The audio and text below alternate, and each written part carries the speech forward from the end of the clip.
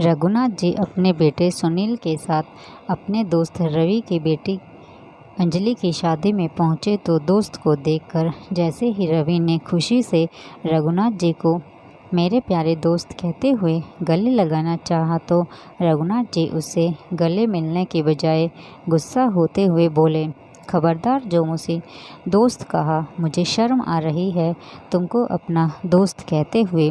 पूरे चंद पैसों की खातिर अपनी बेटी की शादी एक शराबी से करते हुए तुम्हें शर्म नहीं आई? यदि तुम्हें अपने मालिक पंकज का कर्जा चुकाने के लिए पैसों की ज़रूरत थी तो मुझसे कह देते, मैं तुम्हारी मदद कर देता।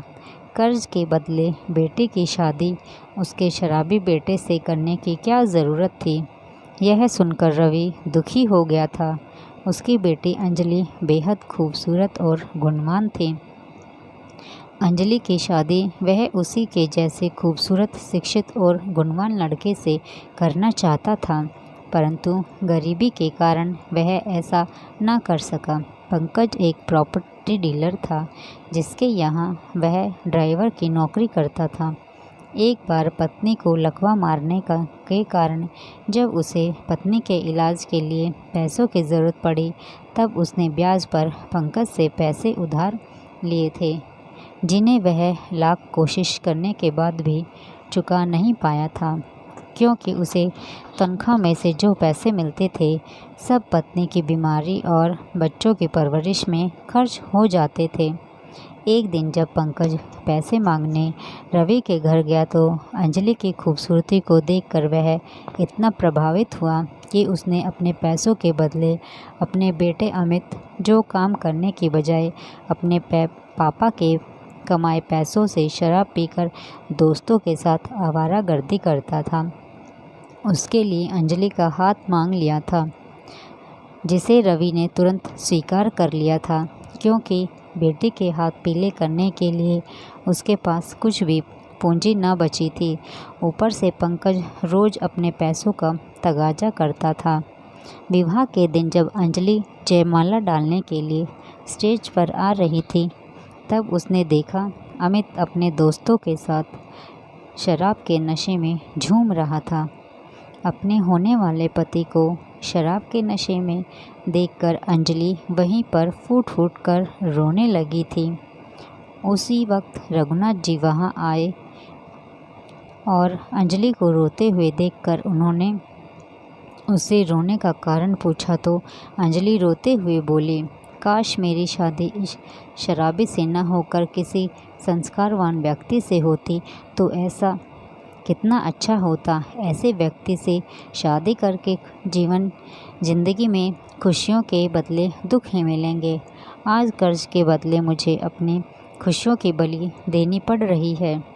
अंजलि की बात सुनकर रघुनाथ जी कुछ सोचते हुए बोले, बेटी तुम शांत हो जाओ, मैं अभी कुछ इंतज़ाम करता हूँ। यह कहकर वे उसके पापा रवि के पास चले गए।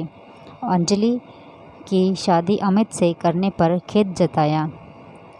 तब रघुनाथ की बात सुनकर रवि दुखी स्वर में बोला, मुझे शक था कि कहीं तुमसे पैसे मांगने के कारण हमारी दोस्ती में दरार ना आ जाए, क्योंकि जब मैं अपने मालिक का कर्जा ही नहीं चुका पाया तो तुम्हारा कर्जा मैं कैसे चुका पाता। इसीलिए मैंने तुमसे पैसे नहीं मांगे। अब गुस्सा छोड़ो और खुशी खुशी अंजलि को उसके सुखमय जीवन के लिए आशीर्वाद दो। रवि की बात सुनकर रघुनाथ जी अंजलि की तरफ प्यार से देखते हुए बोले, मैंने अंजलि से पूछकर पंकज का सारा कर्ज चुका दिया है। अब अंजलि को मैं तभी आशीर्वाद दूंगा जब वह मेरे आंगन की बहू बनेगी, ताकि अंजलि की ज़िंदगी खुशियों से भर जाए। मैं अपने बेटे सुनील के साथ अंजलि का विवाह करना चाहता हूँ। क्या तुम्हें मेरा प्रस्ताव मंजूर है? रघुनाथ जी की बात सुनकर रवि के नेत्र सजल हो गए। रघुनाथ जी ने एक विद्यालय खोल रखा था जिसमें सुनील भी बच्चों को पढ़ाता था। सुनील बेहद संस्कारवान और गुणवान युवक था। उसके साथ बेटे का रिश्ता जोड़ते हुए उसके दिल से बहुत बड़ा बोझ उतर गया था। क्योंकि आज बेटी को रोता देखकर वह पंकज के बेटे से उसका रिश्ता कर मन ही मन पछता रहा था, परंतु कर्रज की मजबूरी के कारण वह कुछ न कर सका। उसने देखा कि अंजलि भी सुनील से विवाह की बात सुनकर रोना भूलकर मुस्कुराने लगी थी। मन ही मन जैसे वह वर की कामना उसने की थी, सुनील के रूप में ऐसा वर उसे मिल गया था।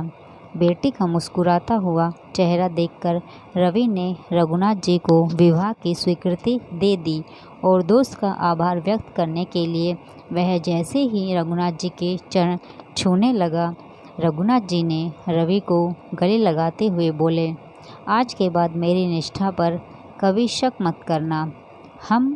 अब हम दोस्त की जगह समधी बन गए हैं। चलो अब बच्चों का विवाह करके उन्हें सुखी जीवन का आशीर्वाद देते हैं।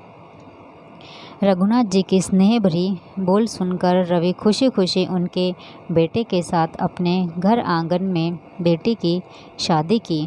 तो दोस्तों, अगर आज की कहानी पसंद आई हो तो वीडियो को लाइक ज़रूर करें।